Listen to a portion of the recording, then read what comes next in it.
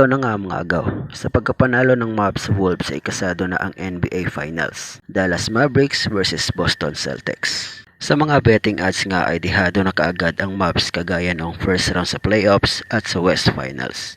Ngunit malaki nga ang kaibahan nito nga sa ngayon agaw.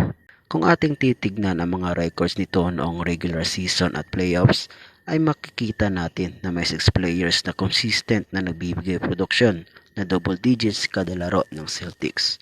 At yan nga sila Jrue Holiday, Derek White, Kristaps Porzingis at Al Horford, Jalen Green at Jason Tatum. Sa Mavs naman ay question mark palagi ang magiging third option nito. Sa ngayon nga ay patay sindi ang outside shooting na Derek Jones Jr., PJ Washington. Subalit nandyan nga sina D-Live at Gafford na binibigay ang best sa rebounds at depensa. Ngunit ang puntos nga nila ay nakadepende sa laro ni Kyrie at Luka. Tama agaw, sa Mavs nga ay hindi mo masasabi kung sino ang magiging third option ito. Noong sa regular season nga ay si Tim Hardaway ito na umiscore ng halos 15 points per game. Subalit sa playoffs nga ay hindi nga mahanap ang tamang strike sa shooting nito kaya hindi na nakalaro sa last 3 games. 5 minutes sa game 2 at 10 minutes sa game 1. Sa series nga laban sa OKC ay si Washington ang naging X-factor nun at sa series laban sa Wolves ay si Lively nga ito. Kaya sa game 1 pa talaga natin makikita kung sino ang magiging X-factor na tutulong kina Luka at Kyrie laban sa Celtics. Sa West Finals nga ay nagtala si Luka ng 32.4 points, 9.6 rebounds, 8.6 assists at 2.2 steals per game on 47.3% shooting sa field at 43.4 naman sa tres. Si Kyrie naman ay 27 points, 3.6 rebounds, 4.6 assists on 48.3% shooting sa field.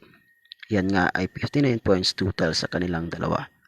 Ngunit kailangan pa rin talaga nila ng suporta sa iba dahil noong East Finals nga ay nagtala sina Jason Tatum at Jaylen Brown ng 60.1 points per game sa combined nilang score. At sila nga ang nangunguna sa opensa sa buong NBA sa ngayong season.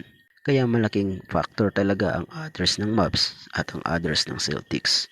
Sa Mavs nga ay hindi mo masasabi kung sino ang magiging third option nito. Habang sa Celtics naman ay consistent na nagpapakita ang mga others nito. Kung titignan pa nga natin sa stats ng anim na ito ay nag-a-average pa nga ito ng 104 points per game. At nandyan pa nga si Pritchard na kayang umiscore ng 9 to 12 points per game. At yan nga ang malaking haharapin ng Mavs. Unlike sa OKC at Wolves na alam mo na kung sino ang gagawa. Sina SGA sa OKC at Edwards sa Wolves. Ay mahihirapan nga na mag-double team ang Mavericks sa Celtics. Kaya kakailanganin ng Luka at Kyrie duo ng 60 and above combined score dito.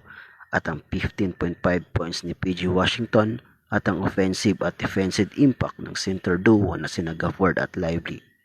Sa tingin nyo agaw, kakayanin kaya ng duo nila Luka at Kyrie ang Celtics? Paki-comment naman sa baba.